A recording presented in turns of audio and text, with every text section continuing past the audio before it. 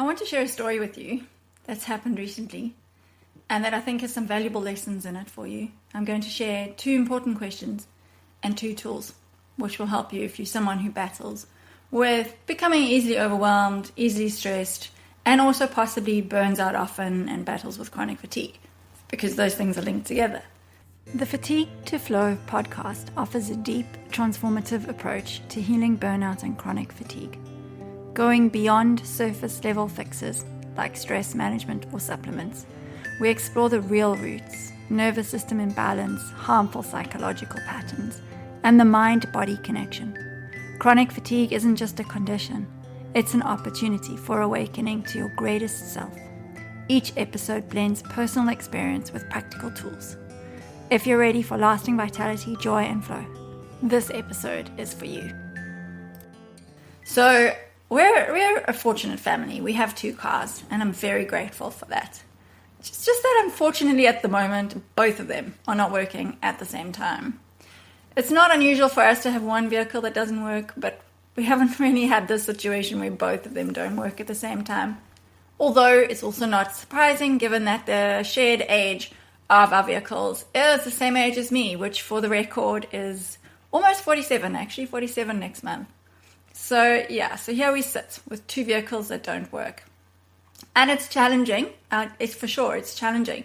We live in a little village where there are no Ubers, no taxis, cabs. We live on a gravel road outside of the village, so it's not easy to walk or cycle. It's been challenging, and it has raised a pattern in me that I have been becoming more and more conscious of, particularly in terms of how it has affected my chronic fatigue and burnout in the past, but it's still a pattern that I've got to watch for to manage, amongst other things I've learned to manage then to support my health and well-being. So in its healthy presentation, this pattern is the gift of being able to see patterns. In my practice, this is a wonderful gift to have because it enables me to draw on the past to better understand why a client is where they are and to pull out themes from their life. And this is often very enlightening for them and for me, and it helps me to support them in a better way. So that's great, right? And I have no doubt that it probably also supports me in my normal day life. But analyzing has always been a coping mechanism for me. Being in my head and analyzing essentially is actually a coping mechanism. I remember learning this as a psychologist, and I was like, but no, because I do so much of this, and surely it's good. I mean, it's so it's validated by society to be cognitive and intellectual and to analyze. But at the end of the day, the reason we do it is because we are trying to control for the future and keep ourselves safe, and it's so that we don't have to feel, which is ironic because I'm going to explain to you why it can often lead to actually feeling a lot more stress. So because of my childhood, which involved some unpredictability, and there were times that I didn't often feel safe, there was a lot of political violence where I grew up. It affected our family personally in a number of ways. I will get into that one day in one of these episodes. And there were various other reasons. My parents weren't very emotionally present like most parents in my generation. And so while I was going through a lot of that, I didn't feel like I was being supported in it. So I didn't know how to manage it very well. And so one of the mechanisms that I honed, because I imagine it was probably already a predisposed skill, was to analyze what's happening and now align it to something similar in the past, and then make predictions about the future, because then maybe I could possibly control what was going to happen, and then I'd be safe. All right. So do you see what's happening there? This is what many of us do. And let's also just point out something else here. The nervous system naturally does do this. Our nervous system is designed to match what's happening now to something that's happened, like it scans. It scans in the past and then says, oh, I know this thing. A hot stove is dangerous. Don't touch it. So then it helps you to do something in the present moment that is going to keep you safe.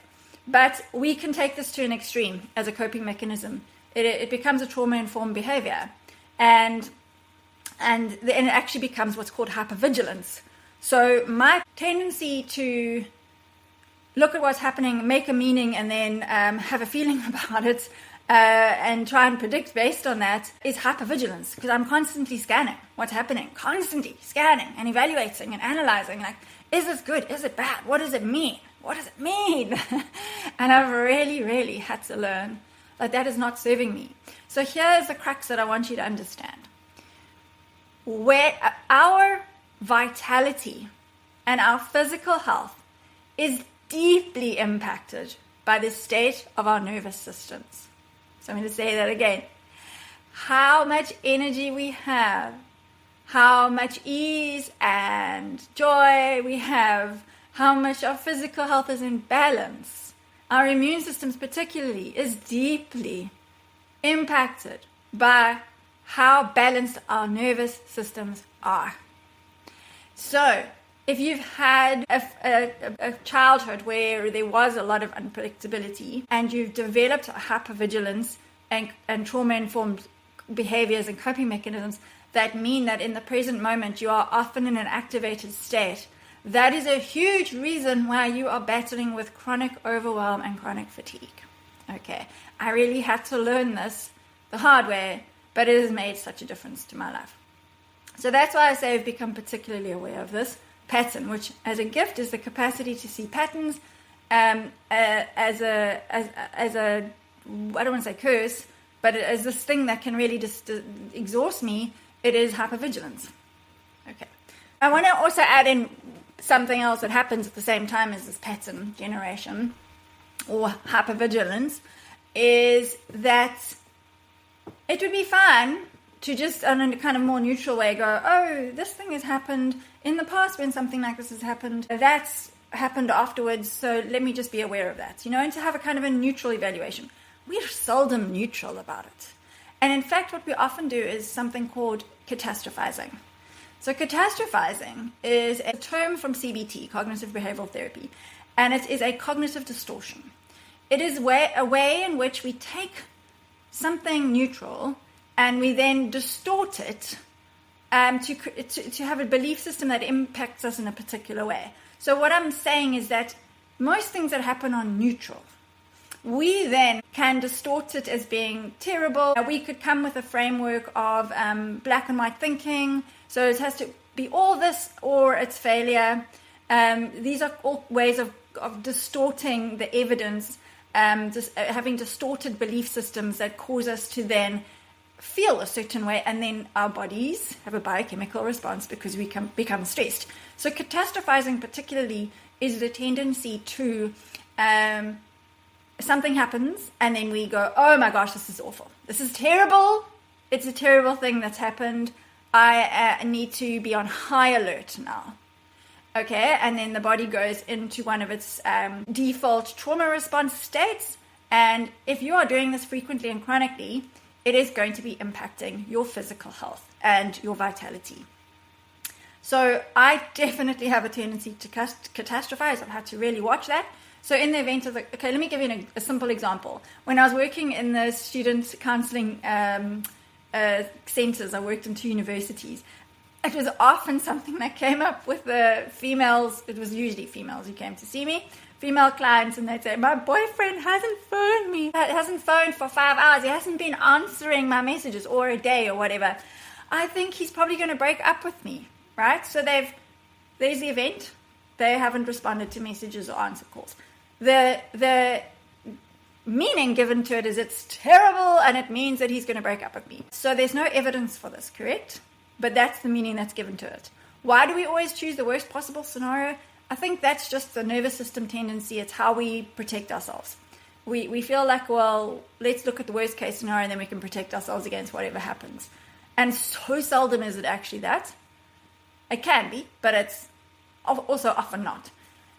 It could just be that his battery is flat. He's lost his phone. He's going through some other stressful circumstance that means he hasn't been able to get back to her. Okay. So in the event of of me, I've realized that a lot of my catastrophizing has to do with the state of my life or of life in general, or it has to do with myself. Like particularly, am I good or bad? Am I good enough or not? And I think this is probably quite similar for most people. So I've been working a lot around expansion and ease and abundance.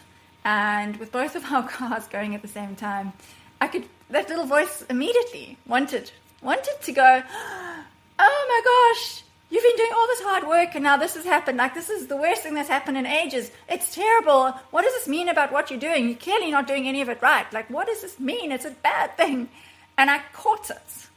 And I was like, but it's just 2 cars that have broken down. That's all it is. Our 2 cars have broken down. Yeah, it's uncomfortable. It's not pleasant. Am I going to survive? Of course I'm going to survive. Does it mean that I've done something wrong? I'm a terrible person. Life is terrible? No. It just means that our 2 cars have broken down and it's a bit uncomfortable. And you know what? When you can get to that place, what you can often start to do is to also find that, in fact, there's gifts in these so-called challenges that we make terrible. And so I've not been able to go anywhere. It's been lovely. I've had to ask people for help, which has been fun. Being able to ask for help, I've been able to receive help. Don't you think maybe the universe has been working with me here a bit just to help me really exercise those muscles of asking and receiving? And it's been quiet. It's been simpler.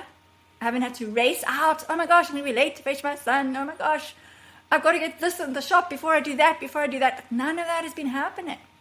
I've just been at home doing the basics, doing my work, and doing what I need to do. And my nervous system has been so much calmer because I chose to just let this be what it is.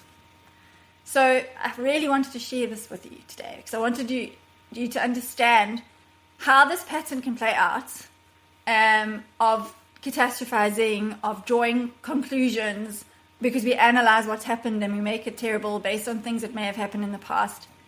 And of course, we want to be grateful to that part of ourselves that tries to protect us. But I've learned to kind of just say to it, because it sits on my left shoulder. I don't know why the voice always feels like it comes from my left shoulder. And I kind of just say, thank you, I hear you, but calm down. It's not necessary. It's really not necessary to respond that way. And then I have a much calmer nervous system. And this means that I'm staying in that parasympathetic state or ventral vagal state, which is a kind of rest digest, where I can make energy and my mitochondria can function in a healthy way. So it's just so important. So I'm going to give you 2 questions I want you to ask if you find yourself spinning out and catastrophizing and looking for danger based on things that have happened. The first question is, what is the worst that can happen? Truly, like, what's the worst that can happen now? And I want you to be honest and rational. So don't let that little child part of you that freaks out or that protector part that's overly hypervigilant step in and go, oh, it's just so bad because now the whole world's going to fall apart. Like, no, actually most of the time, yeah, it's maybe going to be uncomfortable. But the second question is, can I deal with it? So what is the worst that can happen? Can I deal with it? More often than not, the answer is, it's going to be uncomfortable, but I will be okay. And that feels a lot better versus this kind of irrational, oh my God, it's terrible. This means something terrible. It means something terrible about me. It means that the world is like my world's falling apart. That's often where we go, straight away. And then the nervous system immediately responds and gets ramped up. And that impacts our health and our vitality. Okay, so what is the worst that can really happen with the situation? Given the situation, what is the worst that can happen? 2, can I handle that? Can I be okay with that? Then, the first tool is one I've already mentioned to you, is to try and practice neutrality. It is neither good nor bad. It just is. It only becomes good or bad if we add meaning to it. And, you know, yeah, there are situations that are overtly really not easy to think of as good or neutral. I understand that. When I lost my dad, I didn't want someone to tell me this is not necessarily a bad thing. it was awful. It really was. The interesting thing is now I can look at it with neutrality because I can understand, as terrible as it was, I gained incredible gifts from that experience. I still wouldn't want it to have happened, but there were still gifts in it. So at the least, try and just be open to the fact that even in every challenge there is a gift, okay?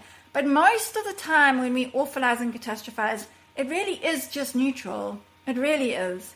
And we've given it a bad meaning because we have learned as children that we need to be super hypervigilant and aware of danger because that is how we kept ourselves safe.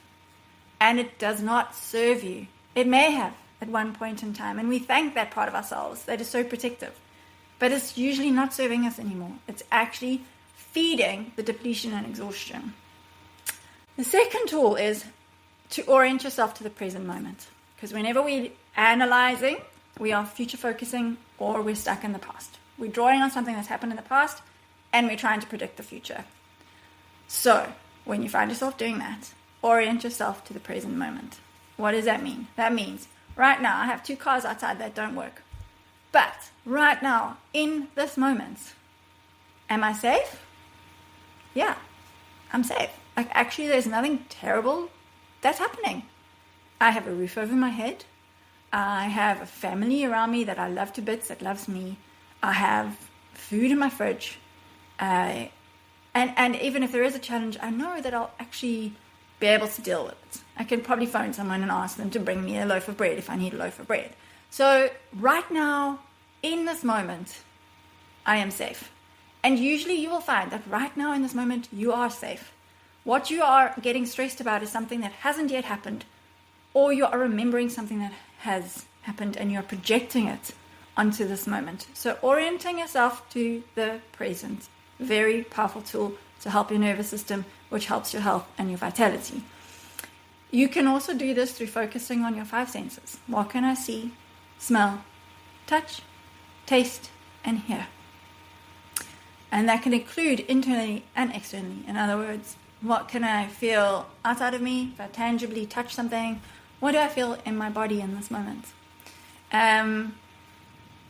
So you can also use breath. Breathing in, I. Breathing out, am. Breathing in, safe. Breathing out, now. So you say that in your head. I am safe now. Breathing in, breathing out. Breathing in, breathing out. And that is also going to help to orient you to the safety in this moment as your nervous system realizes, actually, I don't need to be on high alert right now. It is actually safe. So there you go. All of that from 2 cars breaking down. There's another gift, you see, another gift in why they broke down is this podcast. Before you go, do you want to find out if your personality might be keeping you stuck in fatigue or burnout? As a psychologist and body talk practitioner, I've seen a clear link between certain psychological patterns and chronic fatigue and exhaustion. That's why I created a quick 5-minute quiz to help you discover if you resonate with what I call the holding personality, a set of traits that I've found common in many of my clients struggling with fatigue, and characteristics that keep them stuck and depleted. So head over to kerrymagnus.net, that's no www, just kerrymagnus.net, and click Start Here to take the quiz. It might just be the missing piece you're looking for.